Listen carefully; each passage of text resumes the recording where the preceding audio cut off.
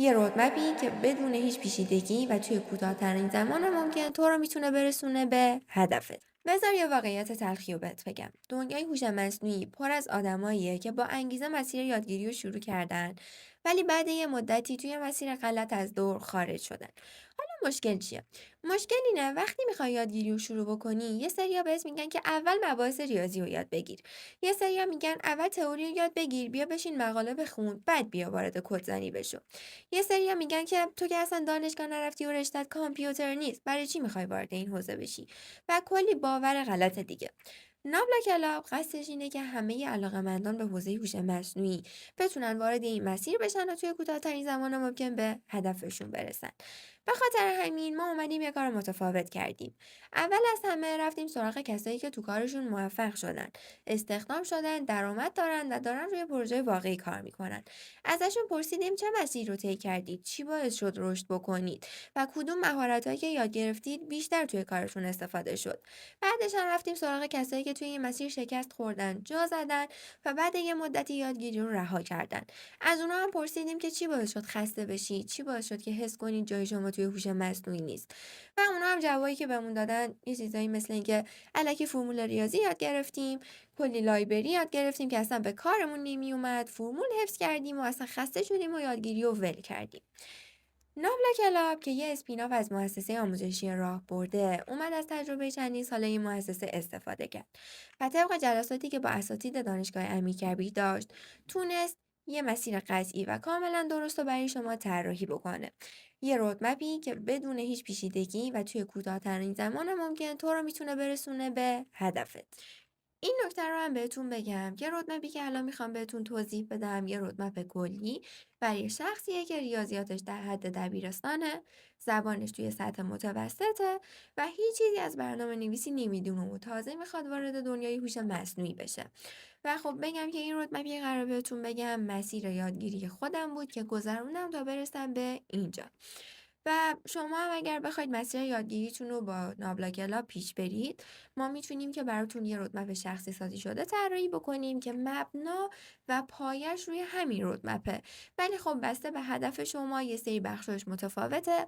اگر شما ریاضیتون خیلی بالاتر باشه از سطحی که حالا این رودمپ داره، بخشای ریاضیشو کم میکنیم. اگر که نه ریاضیتون ضعیف باشه، بخش ریاضیشو زیاد میکنیم. برای زبانتون که حالا توضیح میدم همه اینا به چه کارمون میاد. همه اینا رو ما میتونیم به صورت شخصی سازی شده براتون پیاده سازی بکنیم. و این رودمپ که برای خود من بود برای ورود به دنیای LLM بود.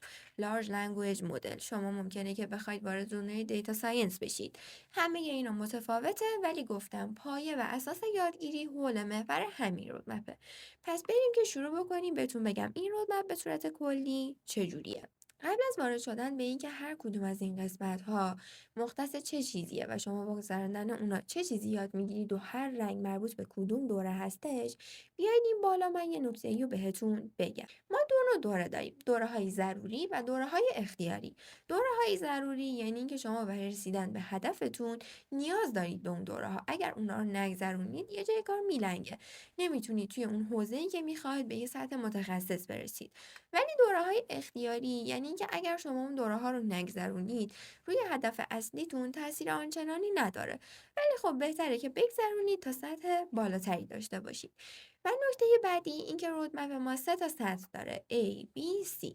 سطح A یه سطح ساده است، زیاد وارد جزئیات نمیشه و خب به صورت کلی مفاهیم رو شما یاد میگیرید. سطح B که این رودمپی که الان بهتون توضیح میدم حول محور سطح B میگذره، ریاضیات متوسط داره، کدزنی داره، مفاهیم ماشین لرنینگ، دیپ لرنینگ همه رو یاد میگیرید و حالا یه سری مهارت‌های دیگه که بهش میرسیم.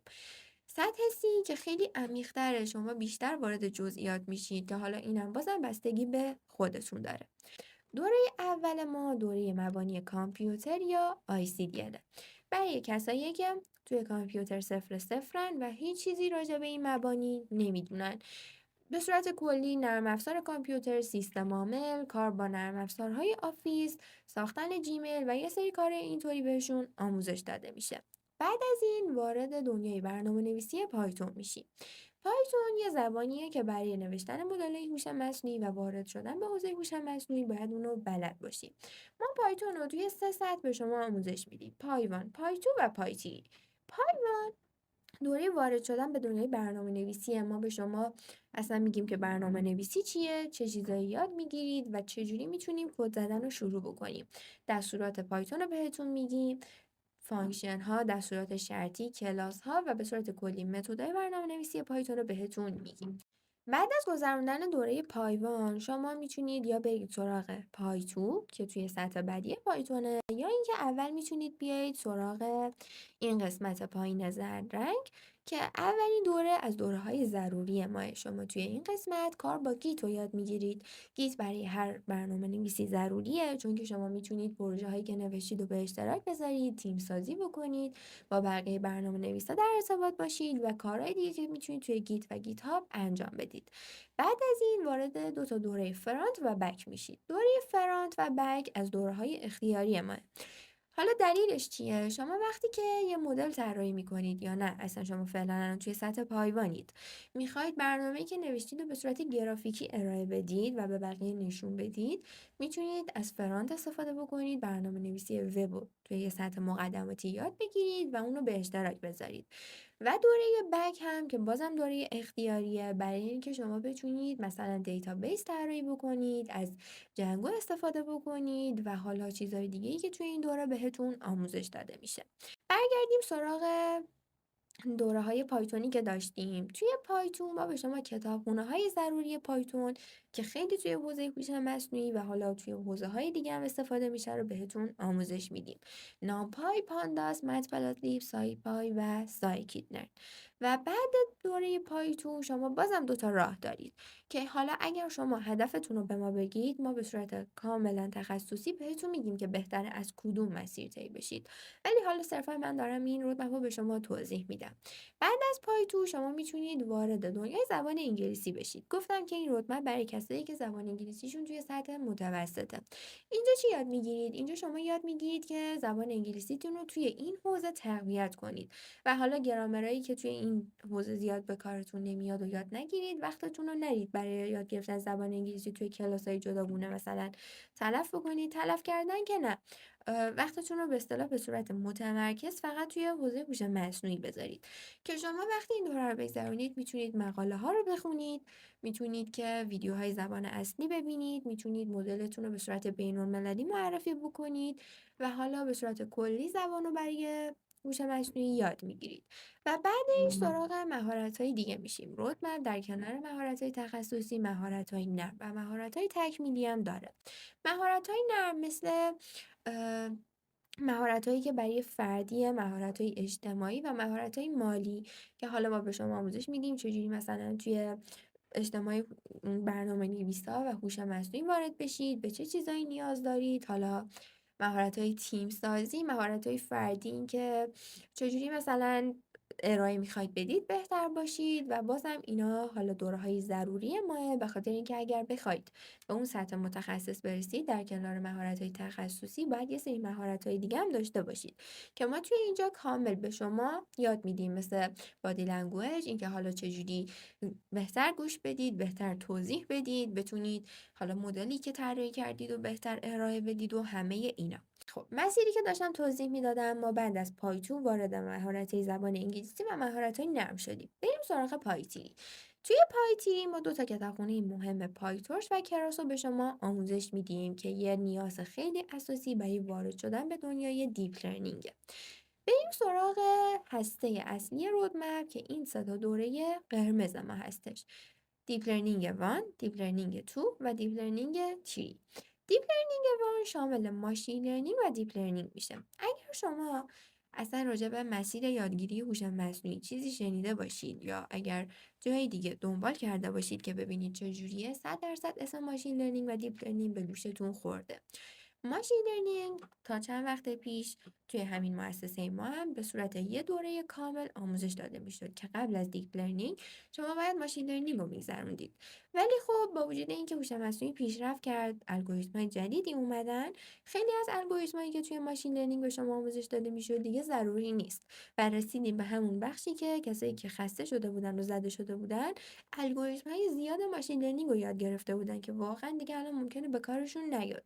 به خاطر همین ما ماشین لرنینگ رو بردیم توی دل دیپ لرنینگ که فقط مفاهیم ضروری رو به شما آموزش بدیم، مثلا مفاهیم اولیه برای ماشین لرنینگ، حالا اوورفیتینگ و یه سری اصطلاح‌های دیگه مثل کلاسیفیکیشن و بقیه چیزایی که اینجا براتون نوشته شده. اینا رو شما به صورت یه مفهومی یاد میگیرید و بعدش وارد دیپ لرنینگ میشید.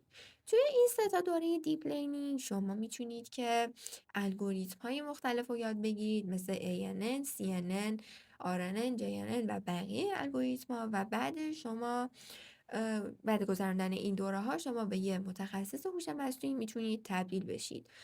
مفاهیمی که اینجا بهتون یاد داده میشه نه تکراریه نه خسته کننده است و فقط مفاهیم ضروریه که واقعا به کار شما میاد، یعنی نه چیزی اضافه تره و نه چیزی قدیمی.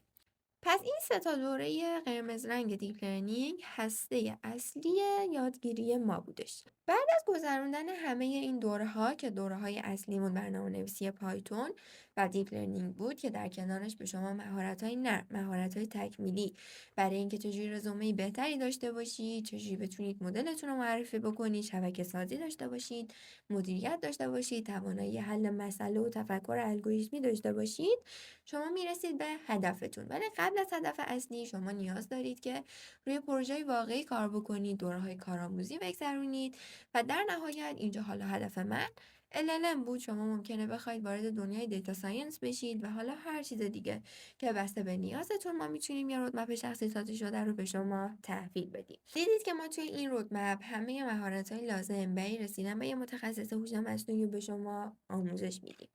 اگر که میخواید مسیر یادگیریتون رو همراه با نابلا کلاب باشید که از دوره‌های آفلاین ما استفاده بکنید و یه منتور همراهتون باشه و یه رودمپ شخصی سازی شده داشته باشید، کپشن رو چک کنید تا بیشتر راهنماییتون کنم. مرسی از اینکه این ویدیو رو تا اینجا دیدید.